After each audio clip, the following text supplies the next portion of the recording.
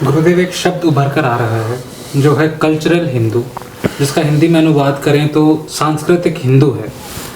इस शब्द के मायने ये हैं कि जो भी लोग स्वयं को इस शब्द के साथ एक पाते हैं वे सभी हिंदू त्यौहार मनाते हैं, किंतु उनमें की गई क्रियाओं में उनकी आस्था नहीं होती। वे इन पर्वों के केवल आध्यात्मिक भाग पर ही स्थिर हैं, जबकि उनकी धार्मिक या रिलीजियस आस्था नहीं है। क्या कोई व्यक्ति बिना धार्मिक तत्वों के आध्यात्मिक हो सकता है? या जैसा कि आप कहते हैं कि spirituality leads to all things, अंतोदगत्वा क्या अध्यात्म किसी व्यक्ति को धार्मिकता से भी पूरित कर सकता है? बिना धार्मिक हुए आप आध्यात्मिक ना हो सकेंगे। धर्म बीज है यहाँ। स्पिरिचुअलिटी लीड्स तो कर सकती है, आध्यात्मिकता आपको लीड तो कर सकती है, लेकिन आध्यात्मिक भी वही हो सकता है जो धार्मिक है। तो धार्मिक नहीं वो आध्यात्मिक भी नहीं। यानी कि धर्म बीज है और अध्यात्म उस पौधे पर लगा हुआ पुष्प, और पुष्प से बहने वाली जो हवा वो आपका जीवन, पुष्प से आने वाली सुगंध आपकी जिंदगी, आपका चरित्र, आपका विचार, आपका व्यक्तित्व। पुष्प अध्यात्म, और जिस पर वो पुष्प लगा है वो धर्म। बिना उसके तो आप चल ही नहीं सकते हैं। जहाँ तक ये सांस्कृतिक हिंदुत्व की बात आप कर रहे हैं या कल्चरल हिंदू की बात कर रहे हैं, असल में जो देखिए, फिर आप गुरु गोरखनाथ के मूल सूत्र को आपको समझना पड़ेगा कि हसीबा खेलीबा धरीबा ध्यानम, हब के ना चलीबा ढब के ना खाईबा, हसीबा खेलीबा धरीबा ध्यानम।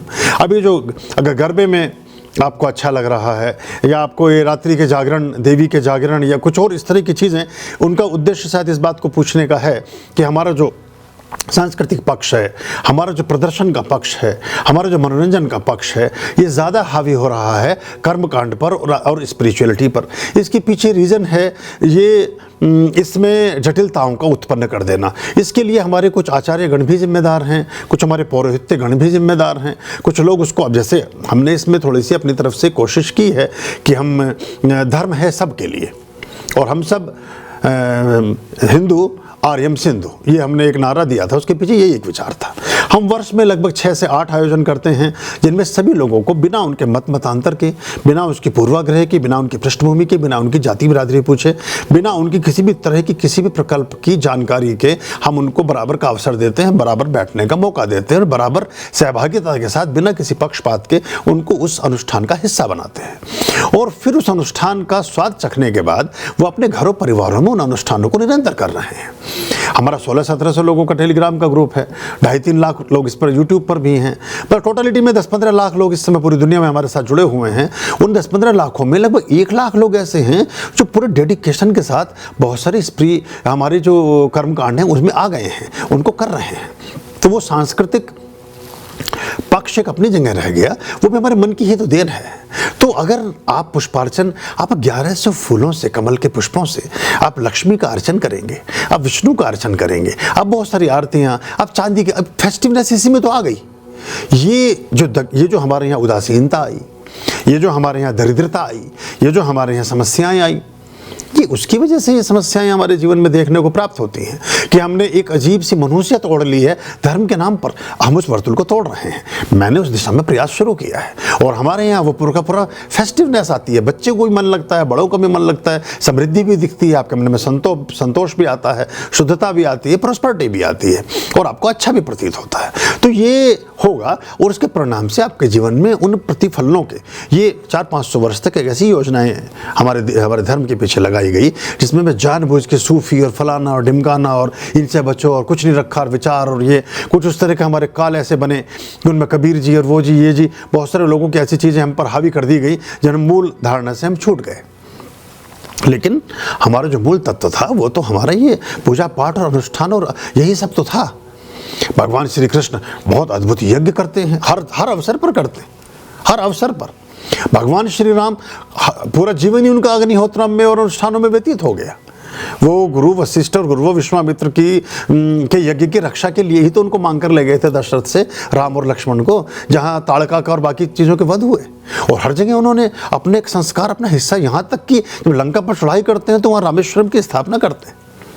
सबसे बड़े कल्चरल सांस्कृतिक पर्व तो हमारा वहाँ से आता है कि हम बनाएं तो भी परमात्मा का नाम लेकर के, बिगाड़े तो भी परमात्मा का नाम लेकर के। हम युद्ध कर रहे हैं तो भी ईश्वर के अधीन होकर के कर रहे हैं, हम बुद्ध बन रहे हैं तो भी ईश्वर के अधीन होकर के बन रहे हैं। हम बुद्ध हों कि हम अवस्था में युद्ध की अवस्था में हों, हम दोनों अवस्थाओं में ही परमात्मा की शरण में हैं।